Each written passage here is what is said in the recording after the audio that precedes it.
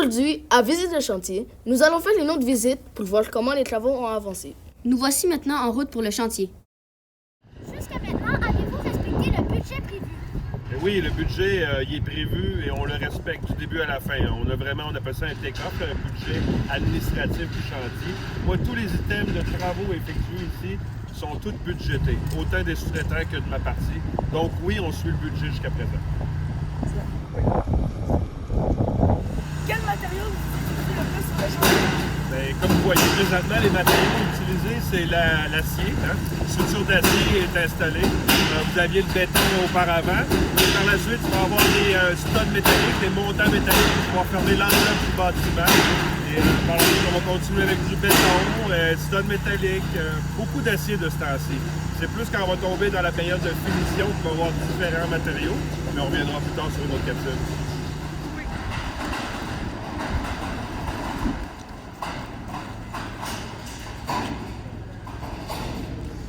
Quelle est cette machine? Alors, cette machine, c'est un Skytrack. Cette machine sert surtout au déplacement des matériaux lourds, autant au niveau du rez-de-chaussée, mais avec une extension de boom que vous avez en avant, on peut se rendre jusqu'à la hauteur de la toiture. Donc, tous les matériaux d'une ampleur assez grosse quand même peuvent être déplacés avec cet équipement-là. On s'en sert également aussi pour déneiger l'hiver avec une benne qu'on met en avant du Skytrack. Mais c'est vraiment un outil, un équipement très polyvalent pour moi sur un chantier. Et c'est un des équipements les plus importants sur un chantier. Avez-vous eu des bris de machine? Les bris de machine sont mineurs sur un chantier parce que les inspections doivent être faites à chaque jour, quotidiennement. Donc, l'opérateur doit s'assurer que son outillage, son équipement soit fonctionnel. Donc, inspection avec une liste complète, ce qui permet de pouvoir minimiser les bris d'équipement. Mais bien sûr, on est sur un chantier, donc il peut y avoir une roue qui dégonfle, un manque d'huile, mais aucun bris d'équipement majeur vu l'inspection faite à chaque jour.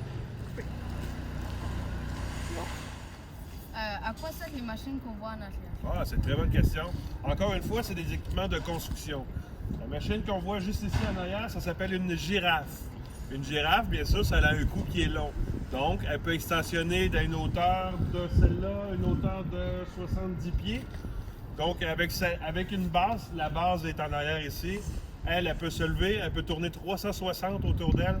Donc, elle peut aller dans des endroits plus restreints, plus durs d'accès. Donc, cette machine-là sert expressément pour ça. Ce que vous voyez plus loin en arrière, ça s'appelle des plafonds lifts. Ça, c'est plus stable. Ça veut dire que ça fait juste monter, descendre. Donc, pour quand on travaille autour du bâtiment, on peut utiliser ça dans les endroits où on peut facilement se déplacer.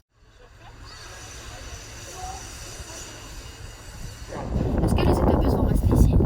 Ici, dans le débarcadère des maternelles, en fait, c'est ce qui est prévu, mais comme vous savez, sur un chantier, on peut s'attendre à tout. Donc, c'est possible et ce n'est pas impossible, mais pour le moment, ils sont supposés rester là.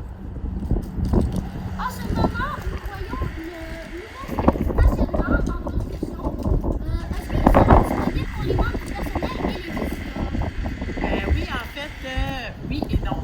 Donc, il sera disponible pour les membres du personnel puisque l'école s'agrandit. Évidemment, ça nous prend plus de stationnement pour les membres du personnel. Toutefois, le stationnement ne sera pas pour les visiteurs. Donc, on sait que ça aurait fait l'affaire de beaucoup de parents d'avoir des places davantage pour débarquer les élèves, mais ce sera 2 stationnements, donc l'ancien et le nouveau, uniquement pour les membres du personnel. Maintenant, Olivier, allons voir à l'intérieur de l'école. Effectivement, Damien, il y a des travaux dans l'ancienne partie, notamment au salon du personnel et à la salle polyvalente.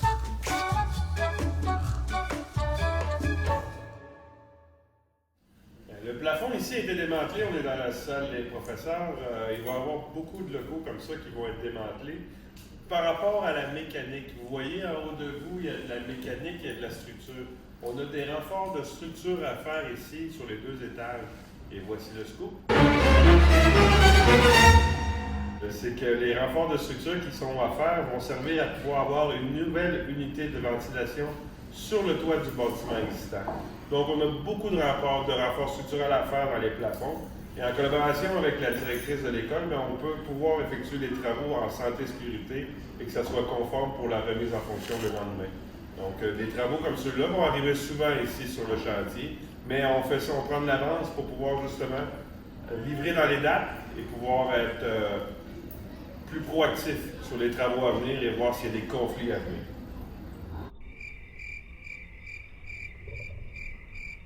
Ben là, c'est pas un scoop, ça!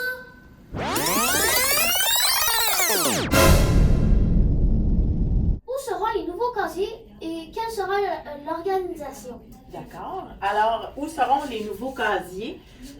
Donc, vous voyez ici un aperçu du plan de l'école. Donc, d'un côté, le rez-de-chaussée, puis sur l'autre panneau, le premier étage. Principalement, les casiers vont se trouver à cet endroit-ci. Donc, il y a une aire de casier qui est prévue. Vous voyez les demi-cercles de couleur. Donc, ça va être des casiers principalement à cet endroit-là, en demi-lune et colorés. Peut-être pas de ces couleurs-là, mais quand même, ils vont être colorés. Puis, comme on n'arrive pas à centraliser tous les casiers ici pour tous les élèves, il y a nos classes de maternelle qui vont se retrouver ici avec les vestiaires au centre des classes. Puis, à quelques endroits aussi au niveau du rez-de-chaussée, on va préserver des casiers métalliques qui sont déjà dans la partie actuelle. Donc, à cet endroit-ci et ici. Donc, principalement, on veut mettre tous les élèves au même endroit, mais comme c'est pas quelque chose de possible parce qu'on va être quand même très nombreux, il y a certains élèves qui vont avoir leur casier ailleurs. Avec l'arrivée des nouveaux élèves, est-ce que cela aura un impact sur les équipes sportives? Bien, en principe, non, il ne devrait pas y avoir d'impact au niveau des équipes sportives. En fait, on souhaite préserver nos équipes sportives. Il va peut-être falloir repenser à la façon dont on va faire la sélection de nos élèves, mais comme Laurent Benoît a toujours participé aux événements sportifs, entre autres pour le basketball, on souhaite préserver ça, mais ça va être à définir comment on va orchestrer tout ça. Avec l'arrivée du nouvel agrandissement, est-ce que les classes auront encore des murs amovibles? C'est une excellente question. En fait, là, tout ce qui est mur amovible, ce qui veut dire mur qui s'ouvre, donc on peut bouger, tous les murs amovibles là, de la section existante vont rester, tandis que dans la partie de l'agrandissement, il n'y aura pas de mur amovible. Donc, oui, il va y en avoir encore, mais seulement dans une partie de l'école. Rien de plus simple. Rien de plus simple. C'était Damien Raphaël, Olivier, Tristan, Philippe, pour la capsule numéro 3. Bon, maintenant, est-ce qu'on peut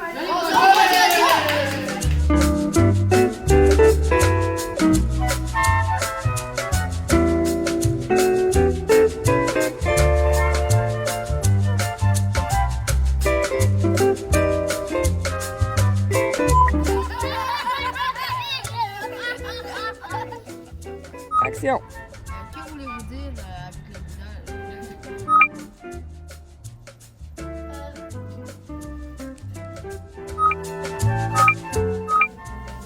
Où seront les nouveaux casiers? Quelle sera